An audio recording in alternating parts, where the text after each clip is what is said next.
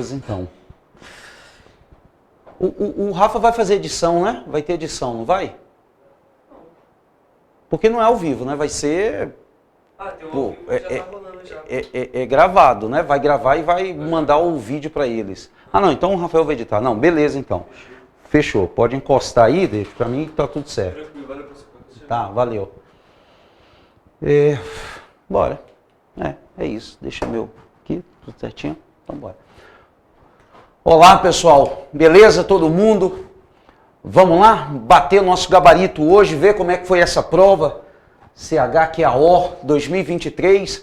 Foi ontem, né, pessoal? Fiquei lá. Pô, assim, na expectativa dessa prova lá de vocês. Espero que vocês tenham conseguido fazer uma boa prova, lido a prova com cuidado, né? Aquela atenção. Dei uma olhada na prova ontem mesmo à noite, tá, pessoal? E, parece que a gente conseguiu ali, né, pelo menos dar aquela cobertura, bacana para vocês, dar uma base legal para vocês poderem fazer a prova, tá bom? Gente, eu vou ler as questões aqui com vocês, a gente vai, né, discutindo os itens, vendo as possibilidades, e aí eu vou marcando ali no quadro o gabarito para a gente ir dando aquela verificada e fazer uma análise final da prova, tá bom, pessoal? Vamos que vamos? Então vamos lá, questão número 11, é a primeira questão de geografia. E já nessa primeira questão, pessoal, a gente tem lá uma questãozinha de energia, né, pessoal? Ainda bem que foi um tema que a gente bateu pra caramba, matriz elétrica, matriz energética, né? E, inclusive, uma surpresa já para mim de cara, porque nós tivemos 3 questões sobre energia nessa prova, né? Que não é muito comum isso, geralmente uma questão de cada assunto, no máximo 2 questões, e essa veio com 3 questões de energia.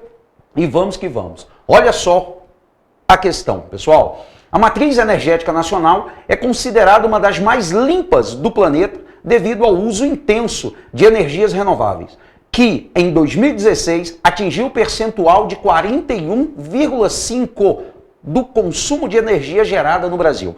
Então, olha lá, pessoal, a gente falou muito sobre isso, essa questão da matriz energética brasileira ser limpa, né? Mostrei os gráficos para vocês, gráfico de matriz energética, de matriz elétrica, pedi muita atenção para vocês, tá bom? E aqui no caso está falando da questão das fontes renováveis. Ó, com base na temática energética renovável nacional, assinale a única alternativa correta, tá bom, pessoal? Então vamos lá, olha só.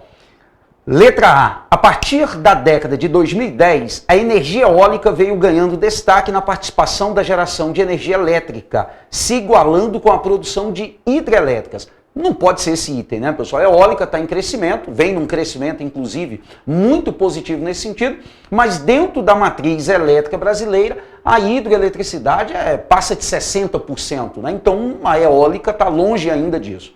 B. O etanol é um componente básico para mistura no diesel nacional. Já para que já está errado aqui, né, pessoal? Vamos ganhar tempo, tá bom? Não se utiliza etanol para se adicionar ao diesel. O que se utiliza, né, pessoal, são óleos vegetais, né, para a formação do biodiesel, tá bom? Etanol é adicionado na nossa gasolina, tá? Então a B completamente errada. C. O carvão mineral extraído na região sul do Brasil responde por mais de 75% da demanda nacional desse recurso, sendo direcionado principalmente para as siderúrgicas nacionais.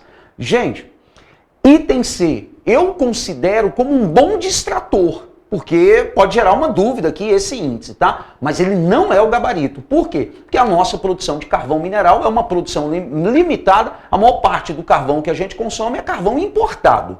Tranquilo? E aqui está dizendo que responde por mais de 75%. Não, inviável, mas de qualquer forma eu considero o item C como um bom distrator. Aquela que, né, vai te gerar um pouco de dúvida, tá bom? Mas não pode ser o item C. D. A energia nuclear vem se tornando uma fonte cada vez mais atraente frente aos aumentos constantes. Também vamos encerrar esse item aqui para a gente ganhar tempo. Tá bom, pessoal? A energia nuclear ela não vem se tornando, no Brasil, essa fonte atraente. Pelo contrário, né? Uma fonte extremamente questionada. O Brasil já detém a tecnologia, tem 2 usinas em funcionamento, uma terceira usina em construção, é verdade, Angra 3, mas ela não vem ganhando esse destaque. Então também não pode ser a letra D. Sobrou como gabarito, obviamente, a letra E. Mas vamos ler, vamos verificar, ver se está tudo ok, tá bom? O pró-álcool e o desenvolvimento dos veículos biocombustíveis Flex, lembra lá que nós falamos do carro Flex, Total Flex 2002, alavancou a produção e a demanda interna por etanol, ampliada pela mistura obrigatória à gasolina nacional. Gente, certinho, item bacana, item bonito, pró-álcool, falamos muito como uma resposta do Estado brasileiro à primeira crise do petróleo em 73, eu martelei muito nessa questão, tá, pessoal? E a retomada do etanol com o lançamento do carro Flex, né, o Gol Total Flex em 2002, né, pessoal? 2002, por ali mais ou menos, essa coisa estava acontecendo. Então, o que acontece, gente? Como se tornou obrigatória a adição de etanol na gasolina, obviamente houve uma ampliação do mercado. Então, gabarito da questão número 11, letra E. Tranquilo, pessoal? Vamos que vamos, vamos nessa aí sem medo. Questão 12. Ó, já emenda com outra questão de energia, tá, pessoal? Beleza, não é isso? É, só que agora ela é uma questão de energia mais direcionada a petróleo, tá bom? Então vamos que vamos. Ó, a respeito da produção e consumo nacional de petróleo e gás natural até 2018, podemos afirmar que a Bacia de Santos é a principal área de produção nacional. Não, é errado. Também falamos disso na nossa aula. É a Bacia de Campos, no Rio de Janeiro. O Rio de Janeiro é disparado o maior produtor de petróleo do Brasil, com mais de 70% da produção nacional. Então não é a Bacia de Santos, porque a Bacia de Santos é a Bacia de São Paulo. Tranquilo, pessoal? Então não pode ser a letra A. B. O litoral do Nordeste vem se destacando pelo aumento na produção de petróleo e gás natural, respondendo por cerca de 40% da produção brasileira. Não. O Nordeste, o seu litoral, Recôncavo Baiano, né, pessoal? A Bacia Potiguar, no Rio Grande do Norte, tem uma produção de petróleo, mas não chega a esses 40% citados aí na questão, né? Então, assim, e também a produção de gás também não é lá tão relevante assim como é na Bacia de Santos e na Bacia de Campos, tá bom, pessoal? Então, o item B também não pode ser. Apesar da importância do Nordeste na produção, não chega a esses 40%, nem perto disso, tá bom? Olha o item C agora, pessoal. Em 2018, o Estado do Rio de Janeiro respondeu por mais da metade da produção nacional de gás. Certo, tá, pessoal? E aqui uma informação, gente, essa questão aqui, ela tem um detalhe que é importante, tá? Porque fala o seguinte, o Estado do Rio de Janeiro respondeu por mais da metade. Assim, em termos de produção de petróleo, o Rio de Janeiro responde por mais de 70%. Mas de gás natural, pessoal, é algo na casa de 51, 52%, mas 51% é mais da metade. Então o item está correto, é a letra C, o gabarito. Tá bom, pessoal? Deixa eu só ver aqui se essa questão teria algum bom distrator para a gente poder tratar aqui. Seria a letra E, talvez pudesse gerar aí alguma confusão com a letra E, tá, pessoal?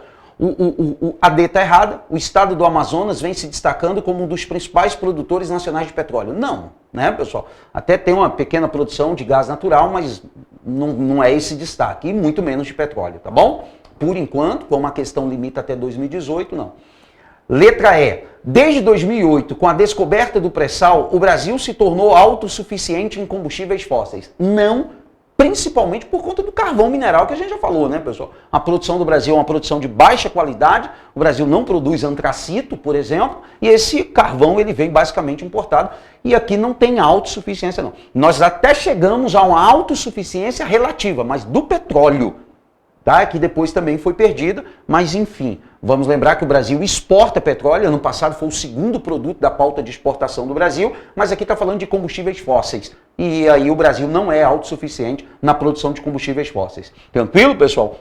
Beleza? Então, gabarito, letra C, de casa. Tranquilo? 11, letra E, e a 12, letra C, duas questões seguidas de energia. Vamos na questão 13, pessoal. Ó, em 2015, cerca de 3.083.255 brasileiros moravam no exterior, segundo estimativas do Ministério das Relações Exteriores. Desses, quase metade se encontravam nos Estados Unidos.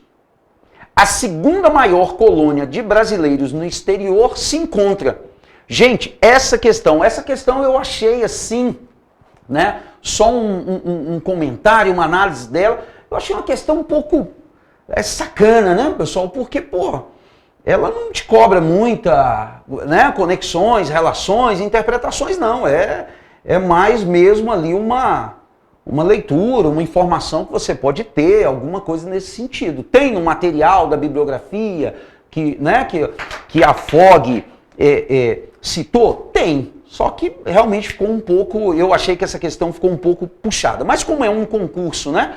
E o objetivo muitas vezes é eliminar mesmo, então vamos lá, tá bom? Aí qual o país aqui, o Brasil, né, está mais presente depois dos Estados Unidos com a relação com seus imigrantes? Então ele já falou que Estados Unidos tem quase a metade desses 3 milhões, então qual seria o segundo país? Aí olha as opções.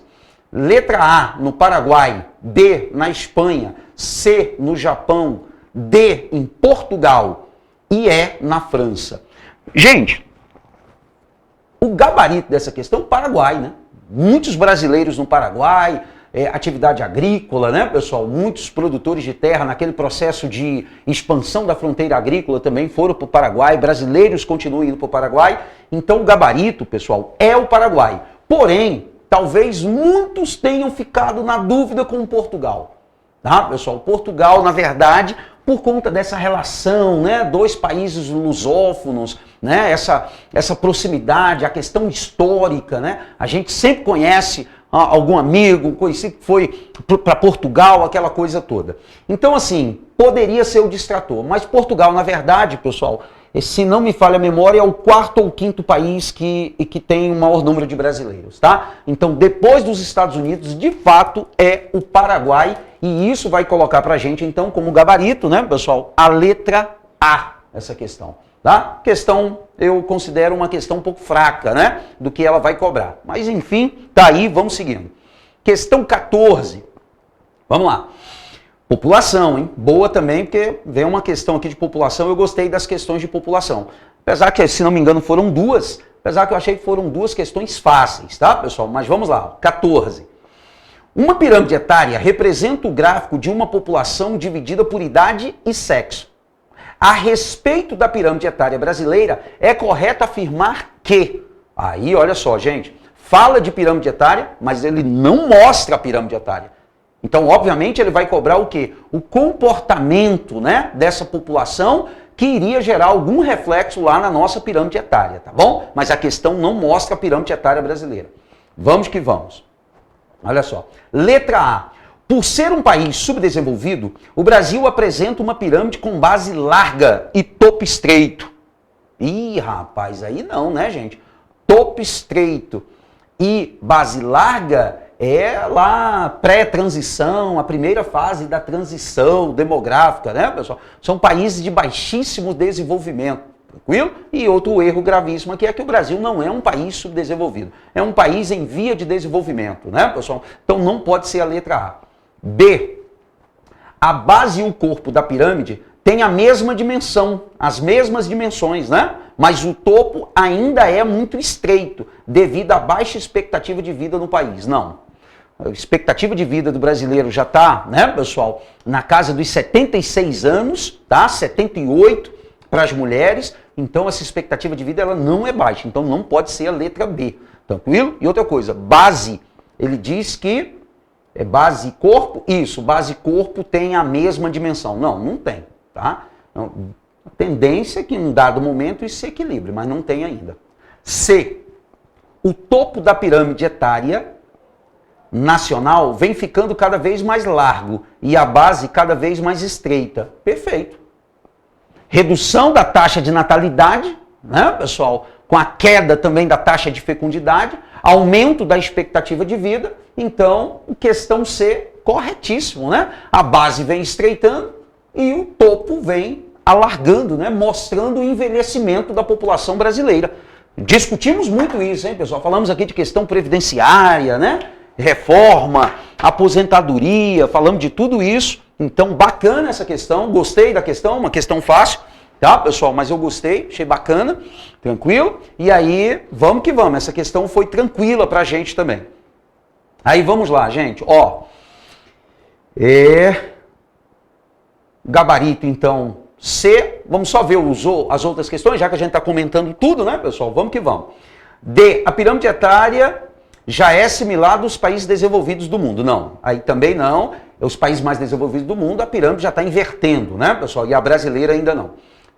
A expectativa de vida dos brasileiros vem se mantendo abaixo dos 70. Não, pelo contrário, já passou dos 70 tem um bom tempo. Então, item C, sem questionamentos, tá bom? Questão 15.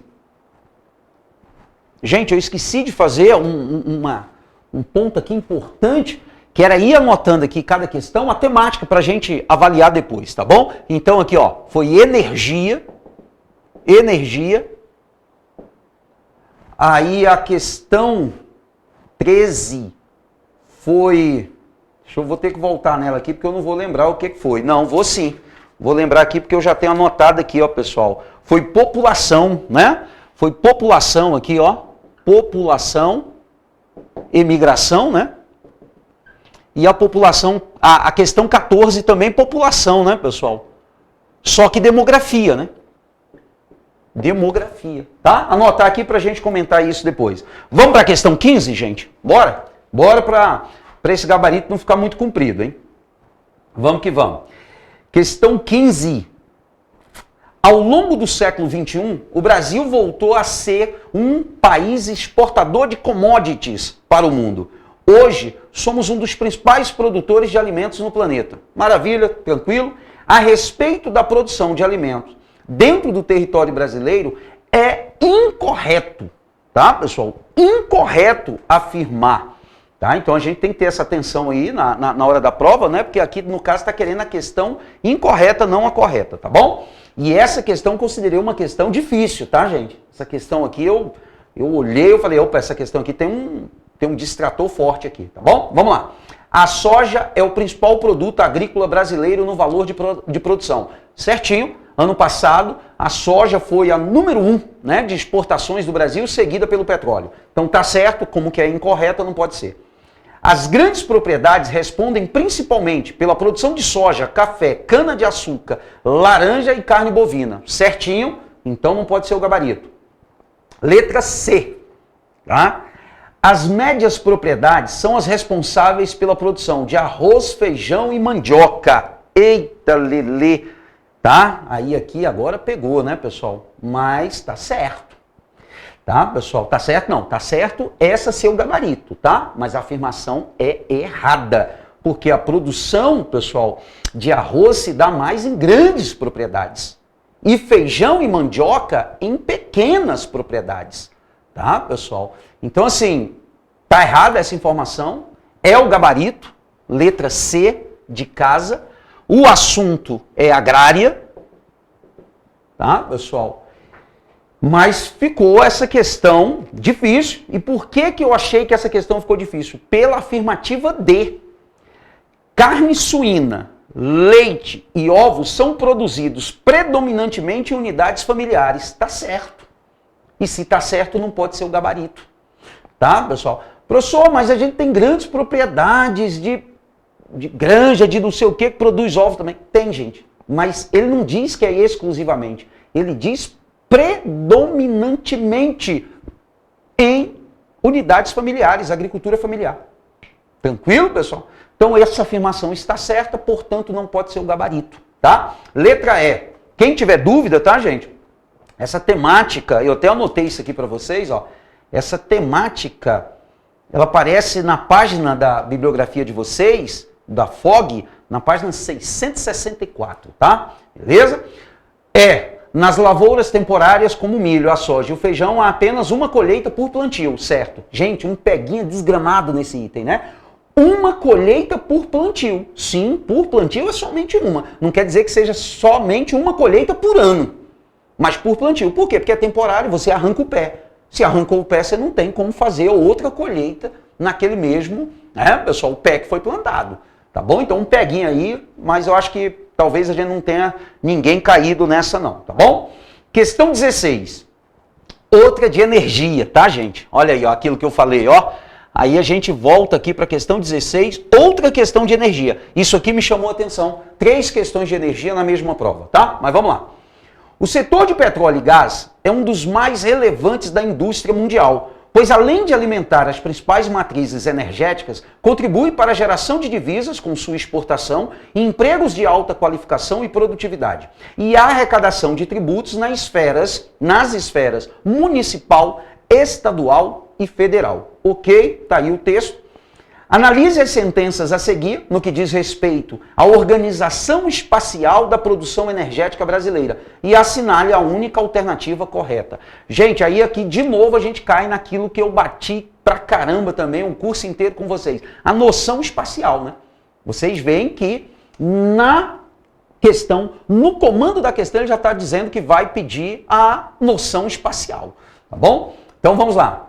Vamos para o gabarito da questão 16. Letra A, né, pessoal? Vamos ler aqui o item A. A exploração de petróleo na camada pré-sal é extremamente importante para o Brasil e atualmente ainda se localiza em uma área restrita ao território nacional, a saber, na Bacia de Campos. Não, errado. A Bacia de Campos é a maior produtora, mas aqui diz que está restrita ao território nacional, a saber, na Bacia de Campos. Não, a Bacia de Santos, a Bacia do Espírito Santo, tá, pessoal? Então nós temos outras bacias que produzem já na famosa camada do pré-sal. Então o item está errado, não pode ser o gabarito, a letra A. A produção nacional de energia proveniente do carvão mineral está amplamente dispersa pelo território nacional. Não vamos nem terminar de ler esse item. É erradíssimo, porque a gente viu e viu muito, né, pessoal, que o cinturão carbonífero brasileiro se encontra nos estados da região sul do Brasil, Santa Catarina e o maior produtor, e o Paraná e Rio Grande do Sul com grandes reservas, tá bom? Então, gente, olha, não pode ser, beleza? Vamos seguindo. C.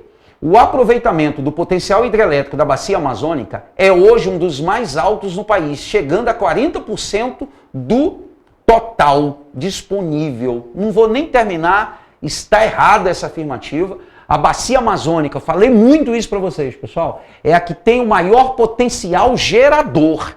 Mas aqui ele está falando de aproveitamento já do potencial hidrelétrico. Então ele está falando de quê? De potencial instalado. E quem tem um potencial instalado mais elevado no Brasil, disparado, são as bacias do Rio Paraná e aí o Rio São Francisco logo na cola. A bacia amazônica produz pouquíssimo em relação ao que ela pode produzir, mesmo com a construção das usinas de Belo Monte, de Santo Antônio e de Giral, Belo Monte no Rio Xingu e Santo Antônio e Giral no Rio Madeira, tá, pessoal? Falamos muito também sobre isso, item errado não pode ser o gabarito. A matriz energética brasileira em 2016 era composta majoritariamente por fontes renováveis. Tá errado aqui também. Majoritariamente, pessoal, quer dizer que a maioria que seria mais de 50%. E não é. A gente viu muito isso. 45% da matriz energética brasileira é renovável. Então não é majoritariamente. Tranquilo, pessoal? É errado. Então só sobrou como alternativa para a gente a letra E como gabarito. Mas vamos dar uma lida na letra E para a gente verificar. Olha só. As refinarias de petróleo concentram-se na região centro-sul do Brasil, região a qual respondia por mais de 80% da capacidade de refino do país em 2017. Certo. A maioria das nossas refinarias, né, pessoal, se encontra entre o sudeste e o sul do Brasil. Por quê? Porque lá se desenvolveu o parque industrial brasileiro, lá se concentrou a maior parte da população, então lá se gerou a maior demanda por energia. Tá bom, pessoal? Então, item correto, letra E. E assim a gente finaliza a terceira questão de energia, também uma questão que eu considerei tranquila, tá, pessoal? Aí dentro da nossa interpretação e de tudo que a gente viu em sala de aula. Tá bom? Vamos agora para a questão 17. Deixa eu mudar aqui que eu tenho que mudar a minha paginazinha aqui, pessoal. Gente, questão 17. Maravilha de questão. É uma questão sobre população também, ó. Vamos pôr aqui, ó. Outra de população. Pessoal, terceira questão de população, hein, gente? Eu falei de energia, né, mas teve de população também, hein? 3 questões de energia, 3 questões de população. Aí é uma situação que eu particularmente eu não gosto, né? Você pegou 2 assuntos e já transformou esses dois assuntos em 6 questões da prova. Né? Então, esse ano a prova eu acho que ficou devendo um pouco em diversificação dos assuntos, tá, pessoal? Apesar que eu gostei da prova também esse ano, assim como a do ano passado, que foi muito boa, apesar de uma questão anulada. Esse ano eu também gostei, achei que diversificou pouco e também vai ter uma questão anulada. Com certeza nós teremos aí uma questão anulada pelo que eu já olhei, tá bom, pessoal? Mas vamos lá, olha só. Questão 17. Gente, nós temos lá, ó, um gráfico, tá? Estimativas da população brasileira, 2010, 2022. Aí tá aí, ó. Tá? Ano a ano, tá, pessoal? 2010 até 2022, dados do IBGE, dados que foram revisados em 2018. Então, maravilha, vamos para as questões, vamos para o comando. Analise as sentenças abaixo, no que diz respeito à dinâmica populacional brasileira, e assinale a única alternativa correta. Então, agora, na 17, nós estamos pedindo a correta. Então, vamos. A taxa de fecundidade brasileira está abaixo do nível de reprodução da ONU. Uai, gente, já vamos matar o gabarito, né? Está abaixo, falamos muito sobre isso, né, pessoal? Quando falamos da taxa de fecundidade no Brasil, que hoje está na casa de 1,7 filhos por mulher. E a gente viu também nas nossas aulas que a taxa de reposição de uma população é de 2 filhos por mulher. Um homem, uma mulher se casam, têm 2 filhos. Os 2 morrem, deixam 2. Eu estou repondo a população abaixo de 2, 1,90 alguma coisa, já é abaixo de 2, eu já não tenho mais essa reposição. Tranquilo, pessoal? Então, gabarito, letra A, vamos ganhar um tempo nessa questão, até mesmo, pessoal, porque ela não tem bons distratores, tá? Essa questão aqui, todos os outros itens estão assim, errados e errados com gosto, tá, gente? Então, olha só, deixa eu voltar aqui na minha prova. Ó um pouquinho, ampliar aqui, gente, ó. População brasileira está envelhecendo e em breve iniciará seu bônus demográfico. Não, o bônus demográfico brasileiro já está acabando, né, pessoal? Não vai iniciar. E o bônus demográfico, ele inicia quando você tem uma população adulta. Aqui está dizendo envelhecendo. E envelhecer não vai gerar bônus demográfico. Pelo contrário, a população envelhece mais ainda depois que o bônus demográfico acaba. C. O percentual de crianças na população total permanece estável desde... Não, pô, vem caindo, né, pessoal? A população economicamente ativa brasileira tem a maior parte do seu efetivo na agricultura. Obviamente que não, é comércio e serviço, setor terciário da economia. Os homens predominam em relação às mulheres em termos quantitativos no Brasil. Não, as mulheres são maioria por conta daquilo que a gente também falou nas nossas aulas, né? Os homens morrem mais por causas externas, né? Tranquilo? Vamos para a questão 18. Questão 18, pessoal, é uma questão sobre clima. Show de bola. Tá aqui uma falha, tá, pessoal, para mim, dessa prova. Além dessa questão, né, acredito que será anulada, porque ela está com duplo gabarito. Praticamente foi só essa questão de geografia física. Aquilo que eu falei lá com vocês, na folga de vocês, né? Bota lá de uma forma meio que escondidinho, que pode cair qualquer coisa da parte física do território brasileiro, faz a gente estudar um mundaréu de coisa, geralmente cai realmente muita coisa de geografia física, e nessa prova, se não me falha a memória aqui, só caiu uma questão, tá, pessoal, que foi justamente essa de clima, né, e a questão que veio com problema. Então essa questão não gostei por conta disso, tá, gente? Inclusive, já vou orientar aqui vocês, ó, anotem aí, por favor.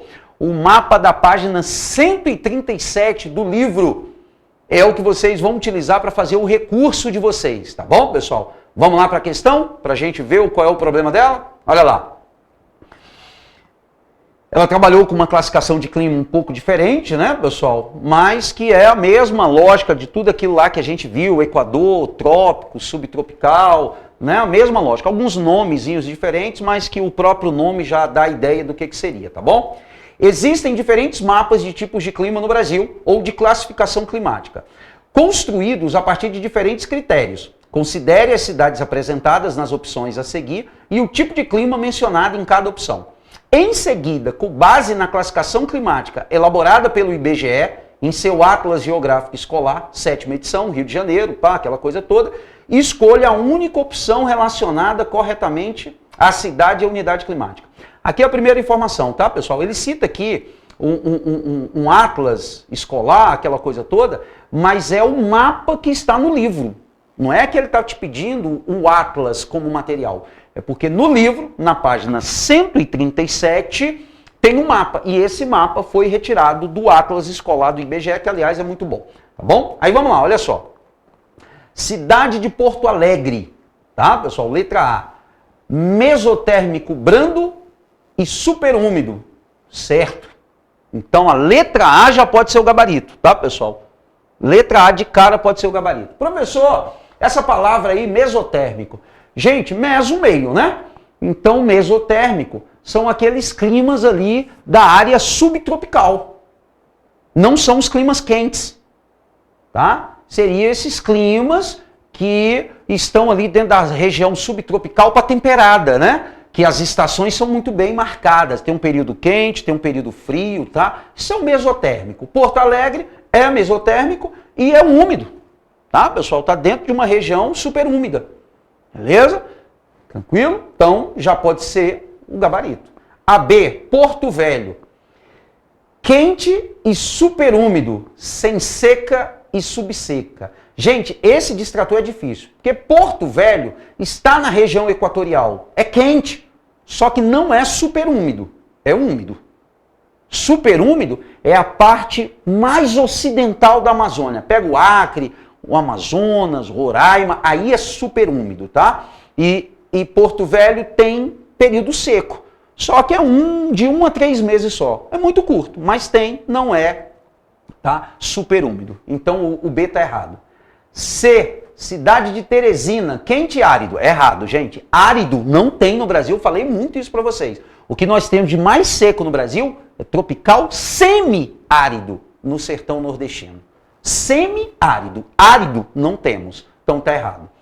D, cidade de Palmas, quente e semi-úmido. Certo? Palmas está numa região quente, ninguém discute isso. Pessoal, e é semi-úmido também. Tem um período chuvoso, tem um período seco, assim como aqui em Brasília. Tá? Então aqui é que está o problema dessa questão. Ó. Ela tem duplo gabarito. Letra A e letra D, infelizmente. E a questão de clima, que geralmente são questões legais, questões bacanas.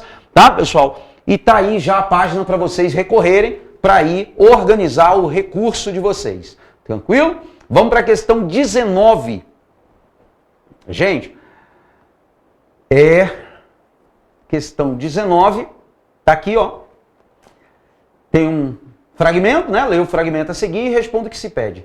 A intensificação dos fluxos migratórios campo-cidade e do processo de urbanização a partir da década de 50 havia consolidado em torno das principais capitais do país regiões urbanas que se comportavam como uma única cidade, em cujo território submetido a diversas administrações municipais, as relações cotidianas haviam se tornado cada vez mais intensas. Tá? Então, beleza, está falando de urbanização, está falando de metropolização aqui, né, pessoal? Conurbação, enfim, várias coisas aqui. Ó, analise as afirmações a seguir sobre a urbanização brasileira e assinale a única opção correta.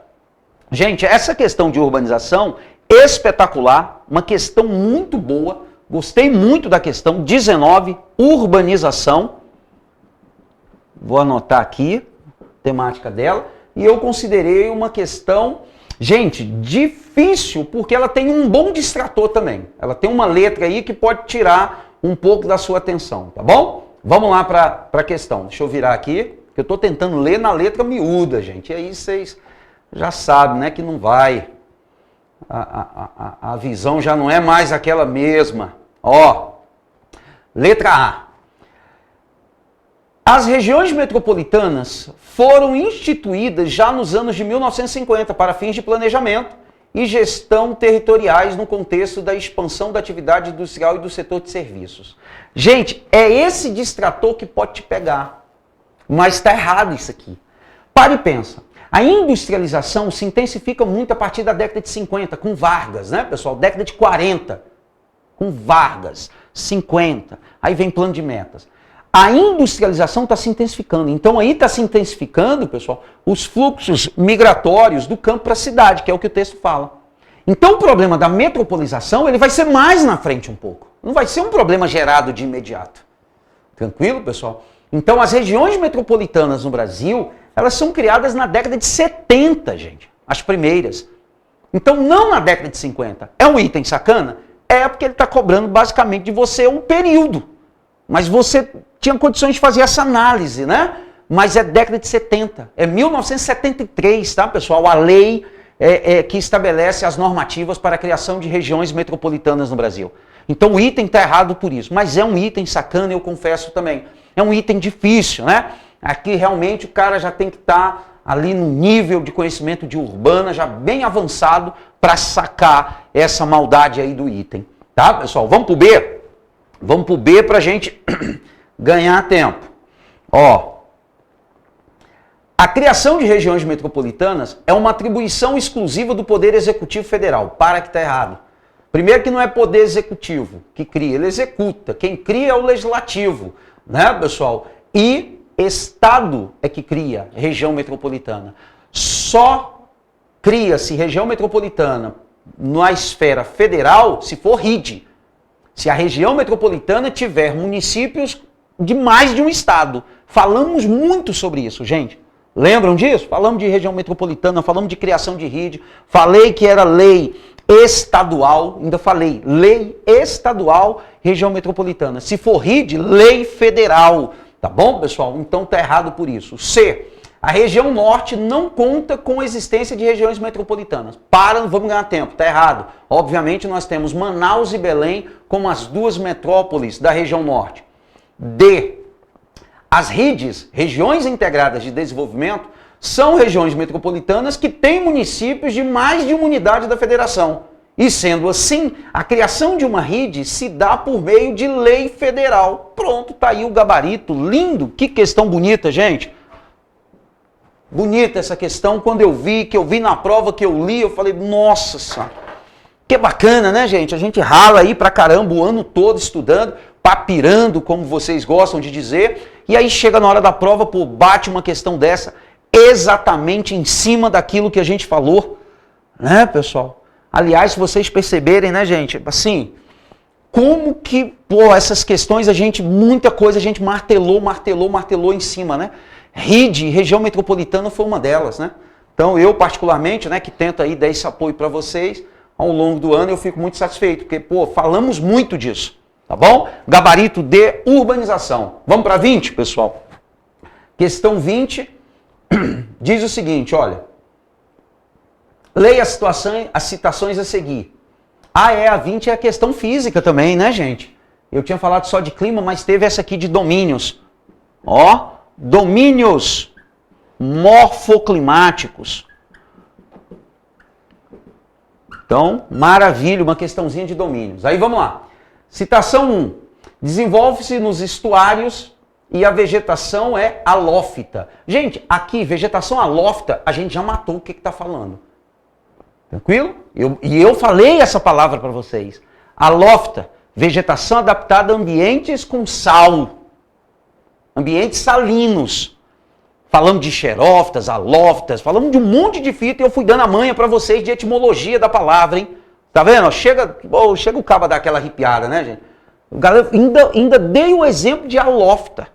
Falamos de grófita, xerófila, higrófila, um monte de coisa. E falamos de halófita, tá aqui, ó.